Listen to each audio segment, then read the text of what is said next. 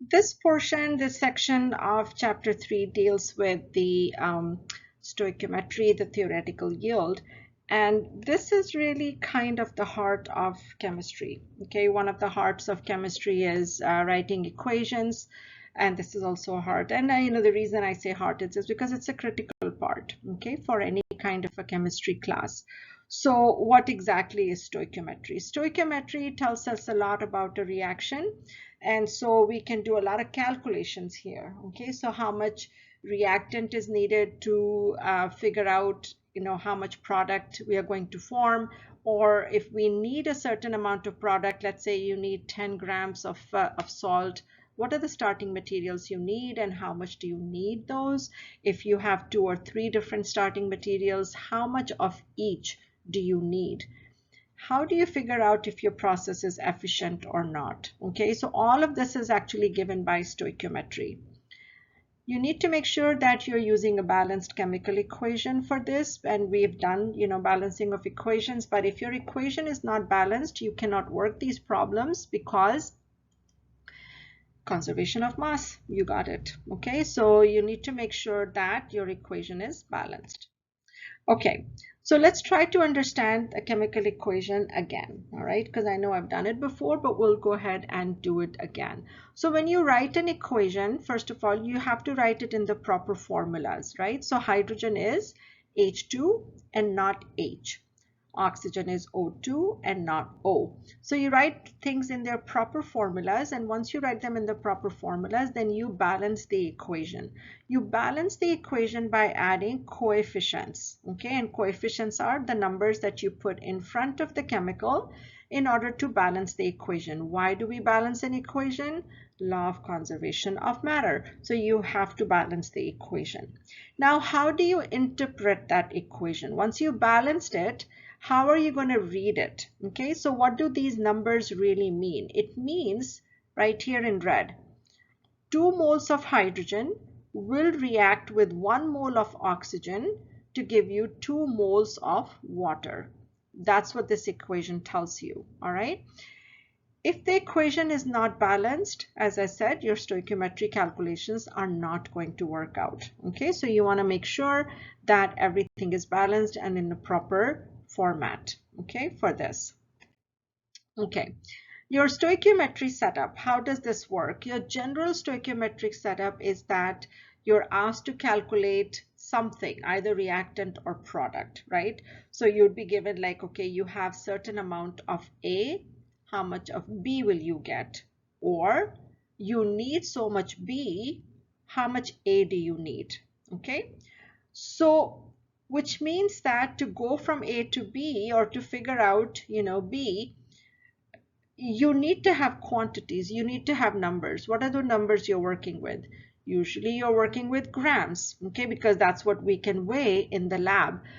But gram quantities is not the same as atoms, okay? We have already learned that, all right? Gram is a different thing, and the number of atoms are a different thing. So how do we deal with that? We deal with that as moles. So when you're dealing with moles, now we are in equal footing, because moles is actually the number of atoms. 1 mole is equal to 6.02 times 10 to the power 23 atoms. So when we say 1 mole of A and 1 mole of B, it means both of them have same number of atoms. So moles puts us in equal footing for everything. So which means that in every calculations that we do, we generally go through moles, okay, for that. And that is why converting grams to moles and moles to grams is a really important calculation that you do, okay? So here also, okay, if you have to go from A to B, so let's say you're given the grams amount of A and you're asked to calculate for B, then this is your typical setup, okay, that you're going to do. So you have grams of A, you'll figure out the moles of A, then you will do the mole ratio to B, and that is that 1 mole of A gives you 1 mole of B, or 1 mole of A gives you 2 moles of B. So that's the mole ratio, because you can convert moles to moles. You cannot go from grams to grams. You cannot say that if I have 10 grams of A, I'm going to get 10 grams of B. That's not going to happen. But you can say if you have 2 moles of A, you're going to get 2 moles of B because that was coming from balanced equation.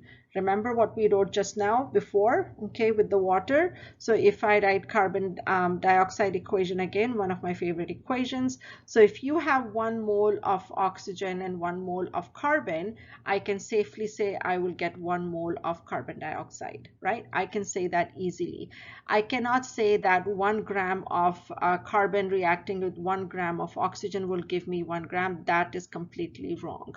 That's not going to happen, okay? But mole quantity I can say for sure, okay? And that is this conversion right here, okay? That you need to go from moles of A to moles of B. And then once you've done that, then you can convert the moles to B. This is called a stoichiometric setup. This is kind of like dimensional analysis, but in a very nice systematic way, okay? And once you learn this, trust me, this is really very easy and very systematic, okay? And remember, I'm coming from India. I didn't do it this way, but I love this, okay? So this is like really one of the easiest way, one of the best ways to set up your stoichiometric calculations, okay? So learn this process, okay? And of course, when we do the calculations, you are definitely going to learn it. So let's take an example here, okay? So here is propane, which is C3H8, that's fine. And it is a gas, it's sold as fuel. Okay, fine, great, that's awesome. And then it says a liquid in a steel cylinder. The gas burns according to the following equation. I need the equation. Here is the equation. So it burns in oxygen to give this. So how many grams of carbon dioxide are going to be produced when 2 moles of propane are burned? So you're given 2 moles of propane. You're not given grams of propane, okay? So which means one conversion is already done for you. So 2 moles of propane. Now I want you to look at this equation for a second, okay? So let's read this equation because we are asked for carbon dioxide and propane. Let's just focus on those two. So here, this is 1 mole of propane and you have 3 moles of carbon dioxide, which means 1 mole of propane gives you 3 mole of carbon dioxide. That is what we call mole ratio. Okay, so it's just like having a sandwich. One sandwich needs 2 slices of bread. That's a mole ratio. So 1 mole of propane gives you 3 moles of carbon dioxide, which means what? 2 moles of propane will give you 6 moles of carbon dioxide. Okay, so you can see where I'm going with this. That's the mole ratio we are talking about, okay, in this case. So anyhow, this is how we set up our problem. All right, I'm going to take you step by step, okay? So first of all, make sure that the equation is balanced, okay? Which the equation is balanced. I can see all the coefficients there. Generally, if 1 or 2 coefficients are given to you, it means the equation is balanced, okay? If there are no coefficients given, then you make sure equation is balanced, okay? Because maybe you don't need it, maybe it's not balanced, I don't know. Then the second step is an optional step, okay? And this is kind of like what I do with mine, so that's why I wrote optional, but really I like setting up my equation this way. I like to rewrite the equation, and then I like to write the quantities underneath it so I know what I have and what am I being asked, okay? So it's clear to me that I have nothing to do with oxygen and nothing to do with water, okay, in this one. So this is kind of an optional thing, but I highly recommend that you do this, okay? So write the equation and write the numbers below it.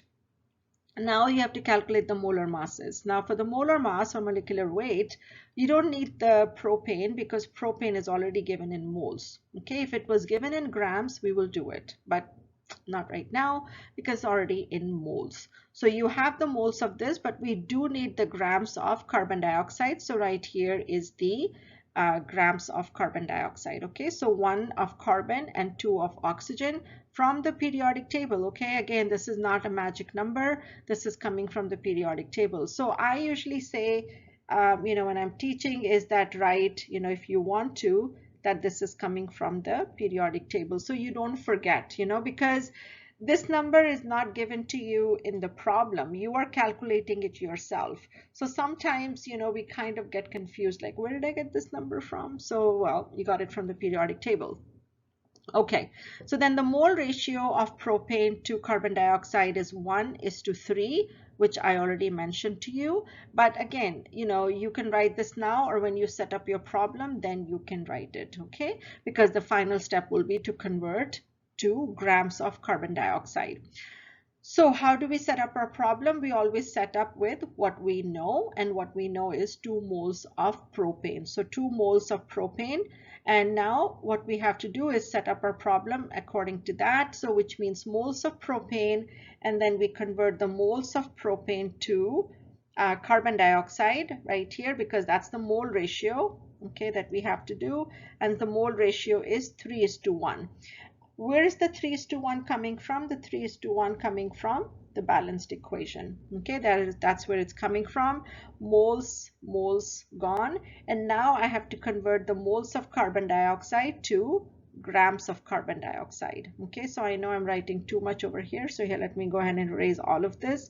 And what I really want to cross out are the units. So you can see that you're going to be left with grams of carbon dioxide. That's the advantage of setting up your problem like this, in a stoichiometric manner or dimensional analysis manner. Yeah, step by step by step, okay, so you don't miss anything. So then you do up the calculation, right? 2 times 3 times 44, and that gives you 264 grams of carbon dioxide. Okay, all your setup is going to be pretty similar. Okay, so let's go on to the next one. So this one is a gram to gram calculation. So the first one was moles. Now we're going to grams. So propane, again, I'm taking the same equation. So I'm not going to read the whole thing here, but I'm going to read the problem, what is being asked. How many grams of oxygen are required to burn 20 grams of propane? So again, I wrote my equation out again. And now I have 20.0 grams of propane. And I'm being asked how much oxygen do I need. Last time it was how much carbon dioxide I will produce, right? Now it is how much oxygen do I need? So I need to get the molar masses at this point. Okay, so the molar mass for oxygen is 2 times 16. And again, you can write here for yourself if you need to that this is from the periodic table. Okay, so you can see that there's only one data point given to you. Okay, in the whole problem, the only data that's given to you is 20 grams. That's it. Okay, the rest you have to figure out yourself as you go. And that is the, initially it's challenging. Like, where am I getting these numbers from? Eventually you get used to it. Okay, and you're fine. So get the molar masses. So which means C3H8. So 3 of carbons, 8 of hydrogen, and that's the gram per mole. So that is the molar masses of both of these things. Now, here is your strategy. What are we going to do? Just follow me, okay? Just follow me with the strategy. You're going to take grams of propane, convert it to moles of propane. From moles of propane, you're going to have to figure out the moles of oxygen, but that you're going to figure out from the mole ratio, okay, of propane to oxygen. Then you're going to convert the moles of oxygen to grams of oxygen. Okay, so remember, this is your strategy. Grams to mole ratio to grams, always. 4 steps usually, okay, for everything that you do. All these arrows that I write in my strategy, they all get converted to multiplication signs, okay, over here. So you know how many steps you need. So grams of propane is given here, converted to moles of propane. So 1 mole of propane has 44.094 grams of propane. So again, from periodic table. Then this is the mole ratio. And what is the mole ratio? 5:1. Remember, keep oxygen on the top because you need oxygen, okay? I mean, of course, we need oxygen to breathe, but even otherwise, okay? For a problem, we need oxygen. So oxygen, keep it on the top. Mole, you're going to cross out, so keep that at the bottom. And then convert moles to grams of oxygen. So moles of oxygen to grams of oxygen. So that's the last step. All right, so, and you can, again, I mean, I like doing this when I set it up in class. Usually I will say, okay, let's go ahead and cross out the grams to grams, moles and moles is crossed out, moles to moles is crossed out, and you are left with then the grams of oxygen. You get this beautiful number, make sure you bring it down to 3 sig figs, okay? And please, again, make sure you do this calculation yourself so you get the same answer. And that way you also correct me in case I'm wrong, which hopefully I'm not wrong. But even if I am, just tell me that I am. And for you also to make sure that you're doing your calculation correct, okay? So that is the stoichiometric calculation. So here is another one, and so we'll go a little bit faster in this one. So a chemist needs 58.7 grams of urea. How many grams of ammonia are needed? So here the equation is given to us, and I can see that 2NH3, so 2NH. I don't think this is balanced. Is it balanced? I think it's balanced. Yeah, it does. Okay, so 4 plus 2, that's 6, and this is 6. So yeah, it's balanced equation. So here is the equation. What I need ammonia. I am given 58.75 grams of urea. This is how much I need to make. Okay, so since this is a gram to gram calculation, I need the molar mass of everything. Okay, so we'll go ahead and calculate all of this. So again, 4 of the hydrogen, okay, plus 2 of the nitrogen, 1 of carbon, 1 of oxygen, and then of ammonia, of course. Okay, so we have all of this. And then our strategy, okay. Again, you may not have to write the strategy all the time. I have written it so that you will know what I'm doing. Okay, so again, convert gram of urea to moles of urea, then moles of ammonia, then to grams of ammonia. Grams of urea to moles of urea to mole ratio of ammonia to grams of ammonia. Okay, the key thing we miss out sometimes is the mole ratio. Okay, so don't miss out the mole ratio. So here again, this is the grams that was given to us, which is 58.75 grams of urea that we need to make. Convert it into moles. Okay, remember the mole ratio here is 2:1. So 2 moles of ammonia goes on the top because we need that. And then 1 mole of urea goes on the bottom because we need to cancel that out. And then convert those moles to ammonia, to grams of ammonia. So again, do the calculation and hopefully we'll all get the same answer. So you can see the setup, it gets, I'm not going to say it gets boring because I don't want you to get bored, okay, with all of this. It's not boring, but the thing is that it is the same setup, okay, again and again and again. What is it? Grams to mole ratio to grams, okay. Mole ratio is always to what you need, okay, to what you have. That's how it's going to be. Okay. So one last thing to cover here is percent yield. Percent yield tells you the efficiency of your reaction, okay? So generally when you do any kind of a reaction and you get a certain amount, okay, there are 2 kinds of yields you can get. One is called a theoretical yield. Theoretical yield is what you should get. So all the calculations we've been doing so far, how much of product will you get, So in the previous one, if we had to figure out, how much urea will you get, for example, that's theoretical yield because you're doing a calculation and you're trying to figure it out. Okay, so hypothetically speaking, in a perfect world, that's the amount you should get. That is called theoretical yield or stoichiometric yield. Actual yield is when you are in the lab and you're working, okay, in the lab. Now, we know that no process in this world is 100% efficient, okay? So there's always loss of something somewhere, all right? So your actual yield is generally going to be a little bit less than theoretical yield. It's just going to happen. If it's more, then you've created matter, right? But technically, like if you're supposed to get 7.2 grams, then your actual yield, if you get 7.2 grams, like I'll be really shocked. Like, how could you get 7.2? 100% yield is not possible, that whatever you start with is what, or whatever you're supposed to get, you got that. That is really weird. Like even when you're, cutting vegetables or fruits, you lose something in there. You either lose fruit juice or you have to get rid of the peels, or seeds, something, okay? So the actual yield is always going to be a little bit less when you work in a lab. And even when 5 people are doing the same experiment, all of them come up with different yields. That happens. Whatever you get in the lab is your actual yield. Actual yield over theoretical yield times 100% is your percent yield. That tells you your efficiency of the reaction. So you cannot tell the efficiency of a reaction until you do it in the lab. Okay, so just by looking at any reaction, you cannot predict how it's going to work. Okay, you have to go to the lab, carry it out, and then say, oh, okay, this is the efficiency. Okay, now we know.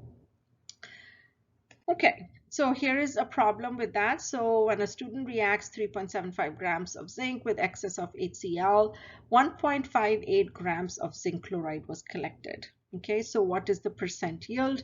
And the theoretical yield is given to us. Okay, so that's 2.14. So if the theoretical yield is 2.14 and the actual yield is 1.58, and if you're wondering where is it, I don't see the 2.14, and yeah, I should write it there. Okay, so let's say I'll write it here right now. So if the theoretical yield was 2.14 grams, okay, and you know, you're producing 1.58, then what is the theoretical, what is the percent yield? So all you have to do is just divide the two. Okay, so 1.58 actual yield divided by theoretical yield times 100%. So you have about 74% efficiency. Okay, with that, I think in this problem previously I must be actually doing the calculation here for the theoretical yield. That's why I don't have it. I probably deleted all that part there. Anyway, okay, so here we have a wholesome calculation to do. When you have 12.2 grams of ammonia added to excess carbon dioxide, 9.3 grams of urea is obtained. What is the percent yield of this reaction? Okay, so write down all of this. Okay, so again, as I said, this is what I do. I write the equation again, and I am given 12.2 grams of ammonia, and I'm also given urea. So if I'm given urea already, it means that that is the actual yield. It is not the theoretical yield, because I'm being asked to calculate percent yield. So it means that the 9.3 that I've been given, that is actually actual yield. So I still need to calculate the theoretical yield. Okay, so my first step is to figure that out. Okay, and so the first thing I will do is, of course, find the molar masses of everything. So ammonia is 17.02, and if I don't have to go through all this, right? You all know how to calculate the molar mass of everything. And I haven't written out the strategy, okay, for this one, but hopefully you're comfortable now that if you're given 12.2 grams of ammonia, I'm going to convert that to moles of ammonia. And moles of ammonia to urea is 2:1, coming from 2:1 mole ratio from the balanced equation. And then finally you convert that to grams of urea, and that will give you your theoretical yield. Okay, this is what I tell sometimes that might help you. Okay, so you can write these things if it helps. This is from the periodic table. This is from balanced equation. If that helps you, you do that. Okay, and then this number again is from periodic table. So otherwise you start looking for all of these numbers in the problem and they're not given to you, you know, so you kind of need to know where they're coming from. Okay, so then you have your, this is the theoretical yield. So theoretical yield is 21.5. Actual yield is given to you here, which is 9.3. And then all you have to do is divide the actual yield by theoretical times 100%. 43%, forget it. That's not even a good reaction to do. Okay, a good reaction generally is more than 80%, I would say. A lot of industries would like all their processes to work at 99% efficiency. You know, yeah, you don't want to waste anything. So that's the problem. And I think that might be it. Yeah, that is it. Okay, make sure you do more practice problems in order to kind of internalize stoichiometry, because we're going to use this again and again and again, you know, in future.